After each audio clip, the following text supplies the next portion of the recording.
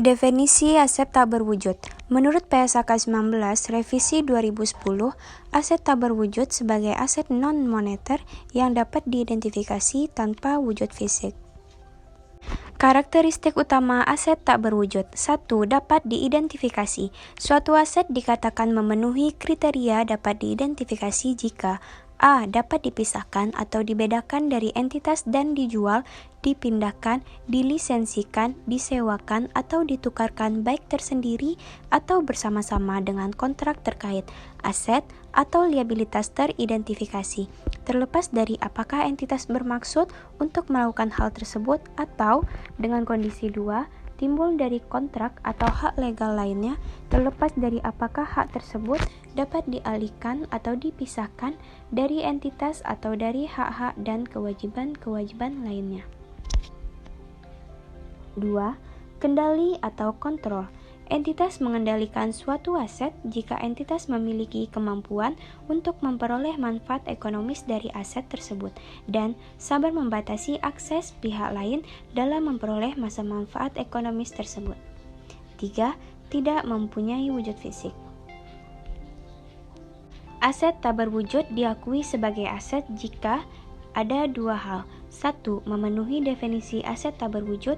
Yang kedua, memenuhi kriteria pengakuan dengan kriteria A. Kemungkinan besar entitas akan memperoleh manfaat ekonomis masa depan dari aset tersebut, dan B. Biaya perolehan aset tersebut dapat diukur secara andal. Cara perolehan aset tak berwujud ada 5. 1. Perolehan terpisah, maka pengukuran biaya perolehannya terdiri atas A. Harga pembelian, termasuk bea impor dan pajak yang tidak dapat dikembalikan, dikurangi diskon dan rabat, dan B. Biaya secara langsung dapat diatribusikan yang terjadi dalam menyiapkan aset tersebut sehingga siap untuk digunakan sesuai tujuan penggunaannya. 2. Akuisisi sebagai bagian dari kombinasi bisnis, yaitu biaya perolehan aset tak berwujud yang diakuisisi sebagai bagian dari kombinasi bisnis adalah nilai wajarnya pada tanggal akuisisi. Diakuisisi terpisah dari goodwill. Dan yang ketiga, akuisisi dengan hibah pemerintah. Entitas yang memperoleh aset tak berwujud dengan hibah pemerintah mempunyai pilihan untuk pengakuan aset tak berwujud tersebut, yaitu A. Mengakui sebesar nilai wajar, B. Mengakui dengan nilai nominal ditambah segala pengeluaran yang berhubungan secara langsung untuk menyiapkan aset tersebut. Yang keempat, pertukaran aset, yaitu melalui pertukaran aset non-moneter atau sekelompok aset moneter, biaya perolehan diukur pada nilai wajar kecuali A. Transaksi pertukaran tersebut kurang memiliki substansi komersial, dan B. Nilai wajar aset baik yang diterima maupun yang dilepaskan tidak dapat diukur dengan andal.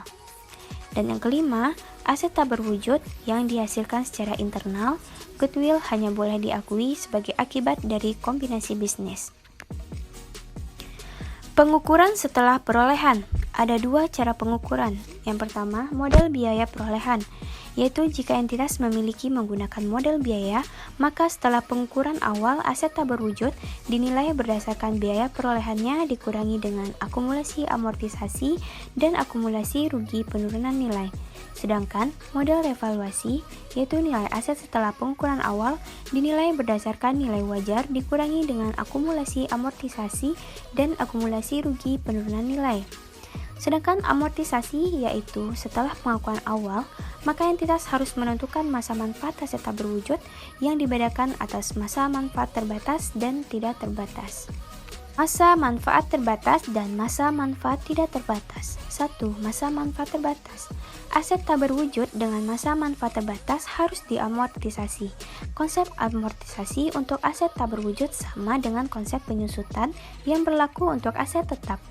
Masa manfaat tersebut harus mencerminkan periode selama aset tersebut memberikan manfaat ekonomis bagi entitas.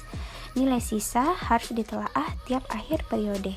Sedangkan masa manfaat tidak terbatas, yaitu suatu aset disebut memiliki masa manfaat tidak terbatas apabila tidak dapat ditentukan manfaat dengan periode waktu yang mana dalam periode waktu tersebut entitas dapat memperoleh manfaat ekonomis dari aset tak berwujud tersebut.